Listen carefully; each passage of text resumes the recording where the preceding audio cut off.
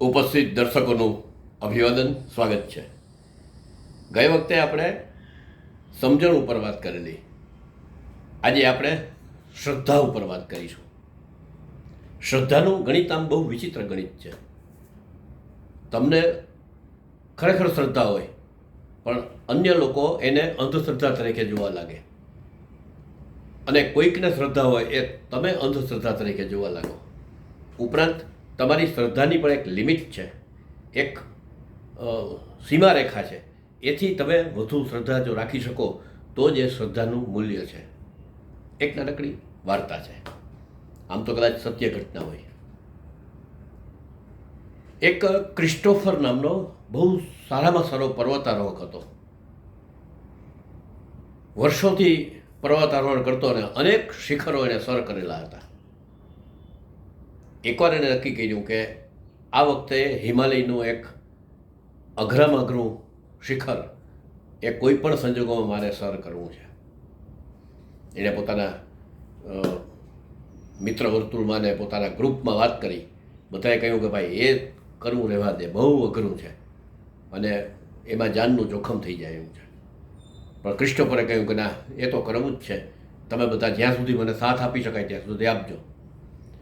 ક્રિસ્ટોફરને ભગવાનમાં પણ ખૂબ જ શ્રદ્ધા હતી, અને પોતાના આત્મવિશ્વાસ અને ઈશ્વર ઉપરની શ્રદ્ધાને કારણે જ એ આ બધા શિખરો સર કરી શક્યો હતો એવું એ માનતો હતો. એણે તો તૈયારી શરૂ કરી અને શિખર સર કરવા માટે રવાના થયો. એનું ગ્રુપ પણ ધીમે ધીમે આનંદ પ્રમોદ કરતું આગળ આગળ જવા લઈ ગયું. અચાનક રસ્તામાં વાતાવરણમાં ખરાબી ઊભી થઈ. એકદમ પવન ફૂંકાવા લઈ ગયો ને ચારે બાજુથી બરફનો વરસાદ થયો ને આમ વાતાવરણ બગડવા લઈ ગયું ને એકદમ અંધારું થવા લઈ ગયું. એના ગ્રુપના લોકોએ કહ્યું કે ભાઈ અહીંથી પાછા ફરી જાય. તો કે નહીં, પાછા ફરવું શક્ય નથી.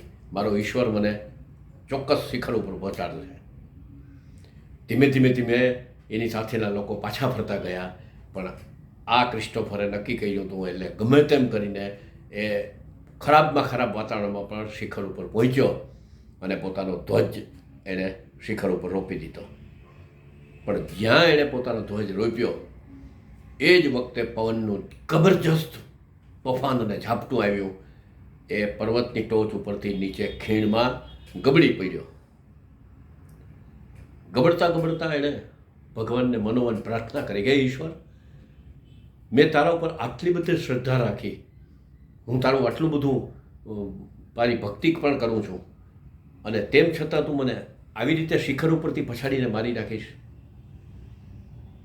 અચાનક એની પ્રાર્થના ઈશ્વરે સાંભળી અને એક દોરડું એની કમર ફરતે ઝડપથી વીંટાઈ ગયું અને દોરડાના સહારે હવામાં અધ્ધર લટકી રહ્યો.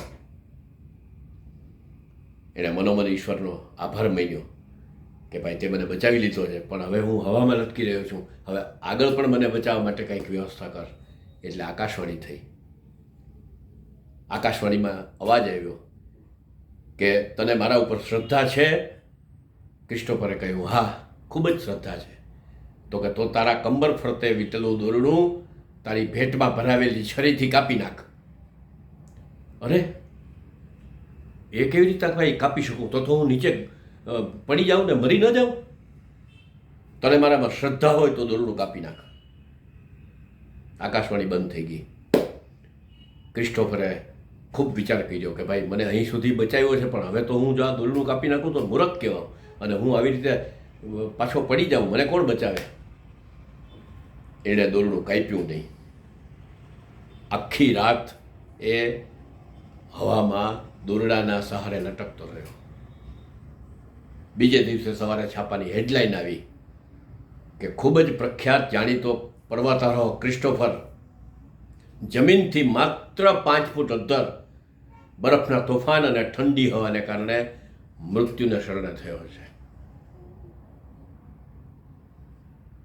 જો એને શ્રદ્ધા રાખીને દોરડું કાપ્યો હોત તો ખરેખર તો 5 જ ફૂટનું અંતર હતું, પણ એની શ્રદ્ધા છેલ્લી ઘડીએ ડગમગી ગઈ. અસ્તુ, આપણે પણ આપણી શ્રદ્ધા કયા સ્તર સુધી છે એ નક્કી કરવાનું કામ આપણે કરવાનું છે. અસ્તુ, આભાર. આપને અભિપ્રાય ચોક્કસ ને ચોક્કસ આવકાર્યા છે.